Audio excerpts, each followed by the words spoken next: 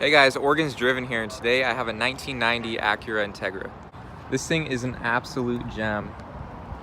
Check out the paint on it, just the shine is so good, and very, very straight car. This is my buddy Dylan's.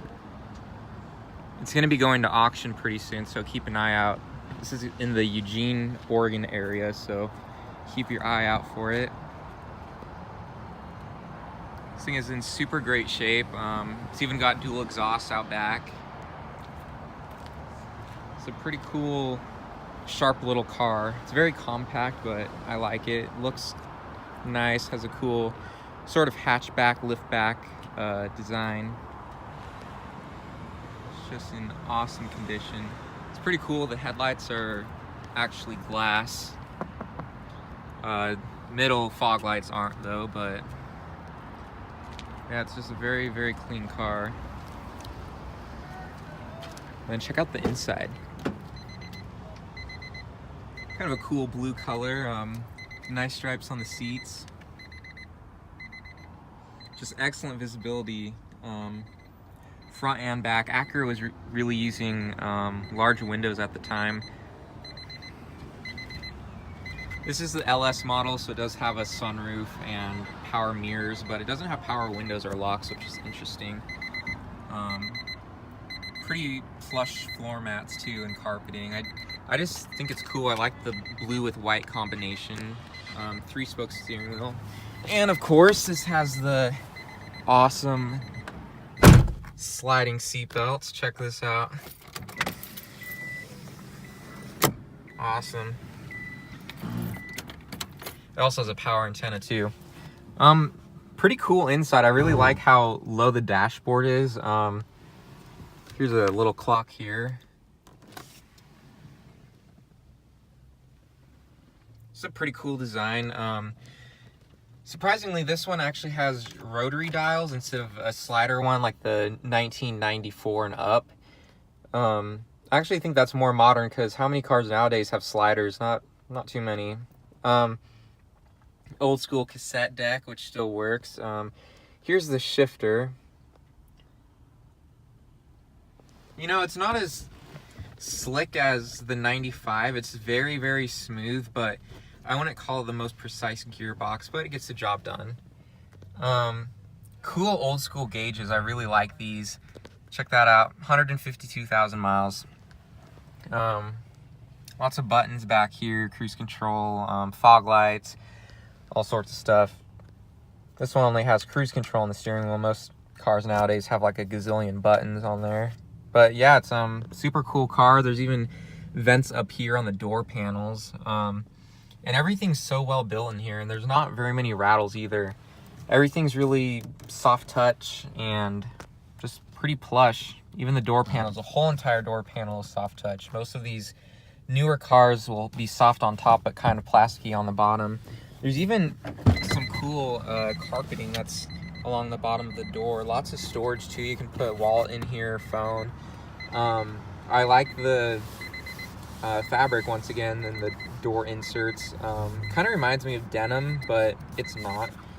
But it's just a really cool look, especially on the seats. It's just really durable, high quality fabric. Like, it still feels like, you know, it lasts a lot longer. This seat is in excellent condition. The driver's seat has a little tear in it, but you know, what do you expect for being a almost 30-year-old car? Back seat's pretty nice too. We'll check out the hatch. It is the hatchback, or lift back, I guess.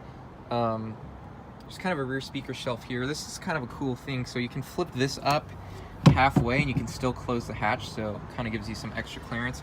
Also, there's these little tabs in here that you can lift, and that'll remove this whole section, and you can fold down the rear seats. So it definitely has some pretty good utility, and with the rear seats folded down, you have just about as much space as a modern SUV.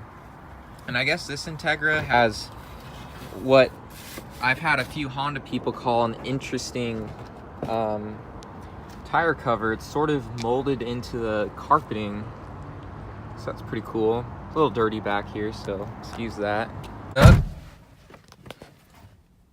Oh, I gotta watch out for the seatbelt. Starts right up. The idle's a little bit high. It needs a idle control valve. That's why it's doing that. But we'll take it for a short little spin. What I'm noticing immediately is just the visibility of the car. It's very easy to see out of. There's a nice sunset. We're gonna take it down the road real quick. It's a very smooth engine, very smooth transmission, and going around this corner, it's just a super flat car. It's very low riding. It's super fun. It's like a go-kart. I can see why a lot of people buy these, and you know, they put lowering springs on them and kind of trick them out, which, you know, I prefer to keep things stock, but I can see why people do it because it's a super great handling car. It's very flat. And like I said, you sit really low, so it's just fun. It feels really fun driving it. I'll get on it a little bit up here. I don't want to drive it too hard. Road noise is a little bit there just because of its age, but it's certainly not bad for the age.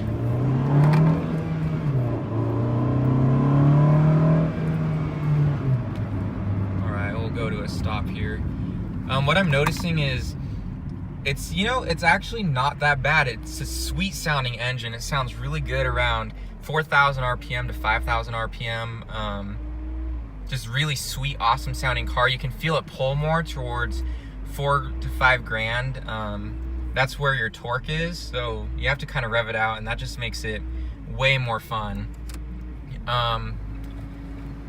Brakes are decent. They're not the best, but you know, you can't expect too much for this class of car. We're gonna pull back into the dealership. But yeah, it's a super fun car. It's a decent daily too.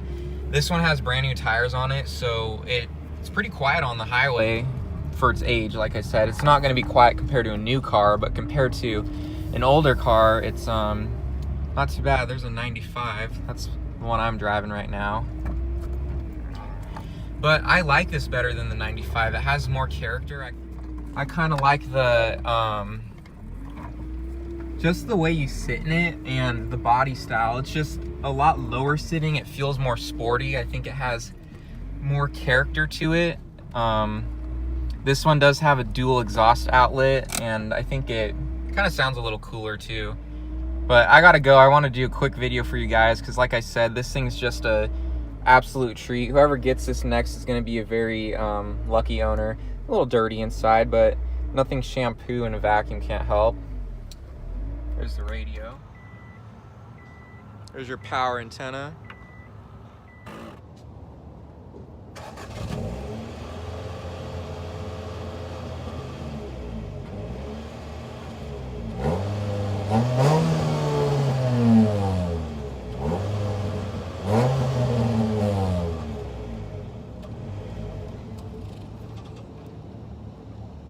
Alright, well, I'm with the previous owner of the car. Dylan, what did you like about the car?